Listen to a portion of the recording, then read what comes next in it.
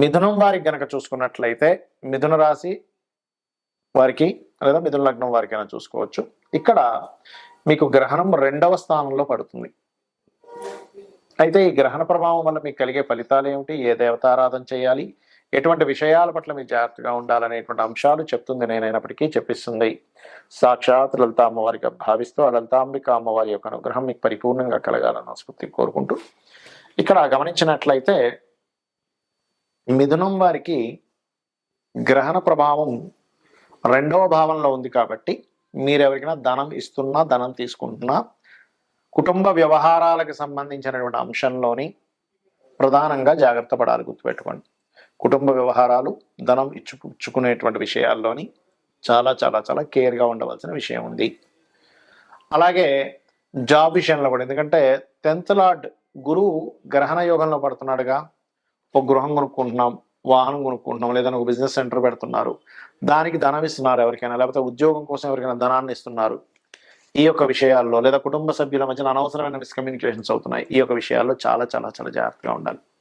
మీరు లలితా సహస్రనామాల యొక్క శ్రవణం లేదా పఠనం చేస్తే చాలా మంచిది గ్రహణ సమయంలో.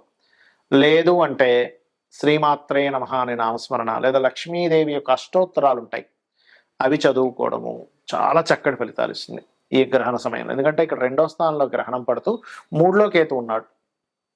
అందుకని మనీ సర్క్యులేషన్ లేదా కేతు ఉన్నందుకు అన్నదమ్ములు వరుస వాళ్ళకి, లేకపోతే అన్నదమ్ములు వాళ్ళ పరిచయం ఉన్న వ్యక్తులతో డబ్బు సంబంధించినవి, లేదా ఎవరైనా జాబ్ ఇప్పిస్తా అన్నారు అక్కడ మీరు డబ్బులు కడతారు. గ్రహణం రోజు నుంచి 41 రోజులు ఈ విషయాన్ని గుర్తుపెట్టుకోండి. ఈ 41 రోజులు మీరు జాగ్రత్తగా ఉండాలి. అయితే ఇది ఏ ఏ దేశాల్లో ఉంది గ్రహణము అని చెప్పి చూసుకున్నట్లయితే మనకి గ్రీన్లాండ్, అదేవిధంగా నార్త్ రష్యా, స్పెయిన్, ఐలాండ్, ఈ దేశాల్లో ఉంది.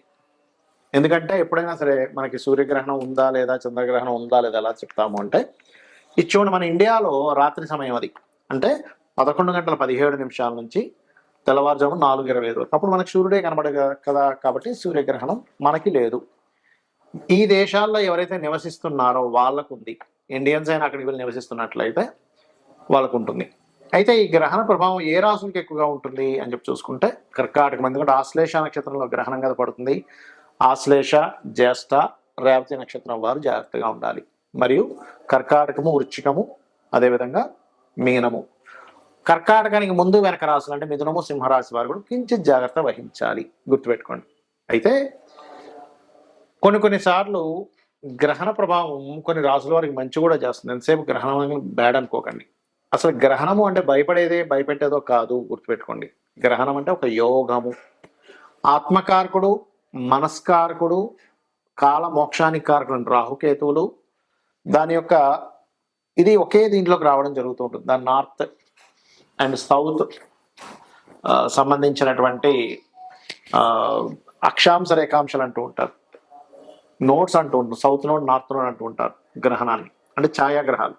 అలా వచ్చినప్పుడు మనం చేసే మంత్రం ఏదైతే ఉంటుందో అది మనం నిత్యము చేసే రోజు కంటే కూడా ఆ రోజు 1000 రెట్ల ఫలితం ఎక్కువగా ఉంటుంది.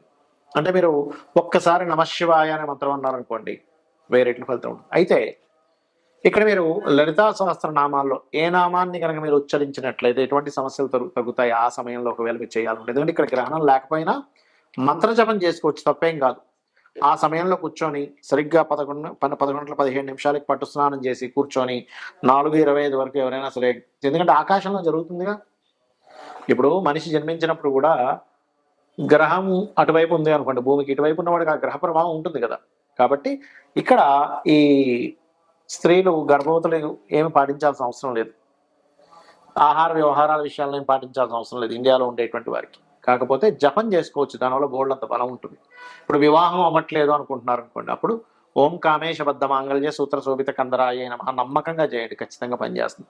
లేదంటే వివాహం అయింది, వివాహ జీవితం బాలేదు, ఓం శివకామేశ్వరాంకస్తా శివా స్వాధీన వల్లభాయ నమః.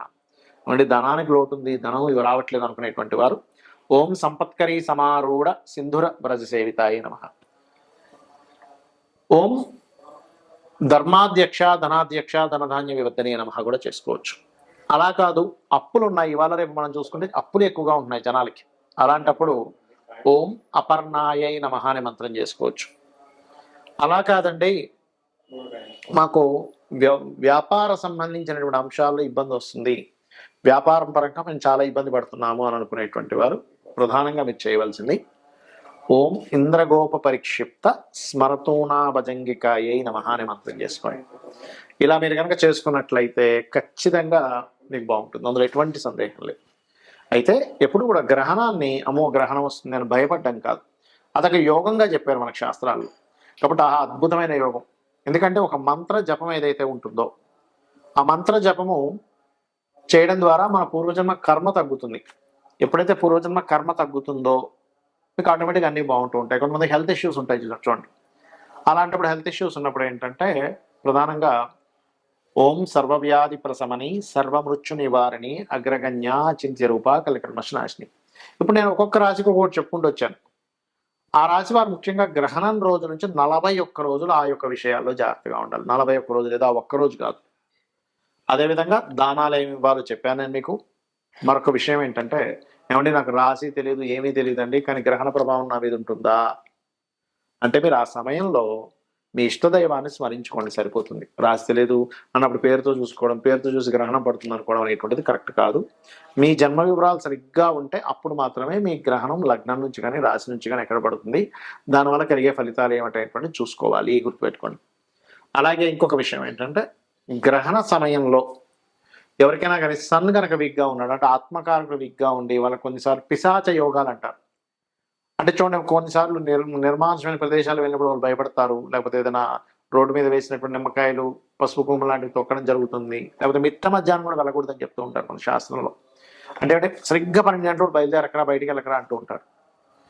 లేదా సరిగ్గా అర్ధరాత్రినప్పుడు చీకటిగా ఉన్నప్పుడు అమావాస్య సమయాల్లో, ఎందుకంటే ఇది అమావాస్య.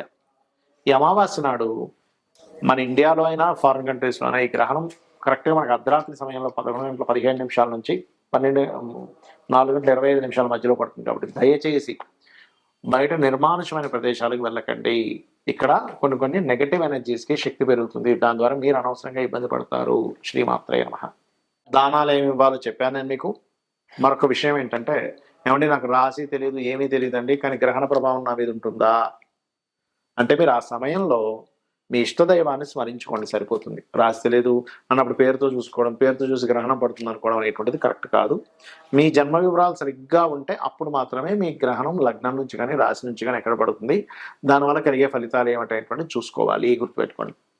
అలాగే ఇంకొక విషయం ఏంటంటే, గ్రహణ సమయంలో ఎవరికైనా కానీ సన్ కనుక వీక్గా ఉన్నాడు అంటే ఆత్మకారకుడు వీక్గా ఉండి వాళ్ళకి కొన్నిసార్లు పిశాచ యోగాలు అంటారు. అంటే చూడండి, కొన్నిసార్లు నిర్మానుషమైన ప్రదేశాలు వెళ్ళినప్పుడు వాళ్ళు భయపడతారు, లేకపోతే ఏదైనా రోడ్డు మీద వేసినటువంటి నిమ్మకాయలు పసుపు కుంకుమ లాంటివి తొక్కడం జరుగుతుంది, లేకపోతే మిట్ట మధ్యాహ్నం కూడా వెళ్ళకూడదని చెప్తూ ఉంటారు మన శాస్త్రంలో. అంటే సరిగ్గా 12 గంటలు బయలుదేరకరా బయటికి వెళ్ళకరా అంటూ ఉంటారు. లేదా సరిగ్గా అర్ధరాత్రినప్పుడు చీకటిగా ఉన్నప్పుడు అమావాస్య సమయాల్లో, ఎందుకంటే ఇది అమావాస్య.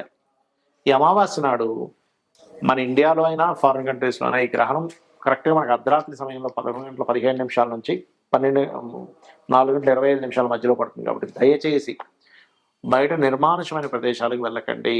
ఇక్కడ కొన్ని నెగటివ్ ఎనర్జీస్కి శక్తి పెరుగుతుంది, దాని ద్వారా మీరు అనవసరంగా ఇబ్బంది పడతారు. శ్రీమాత్రే నమః.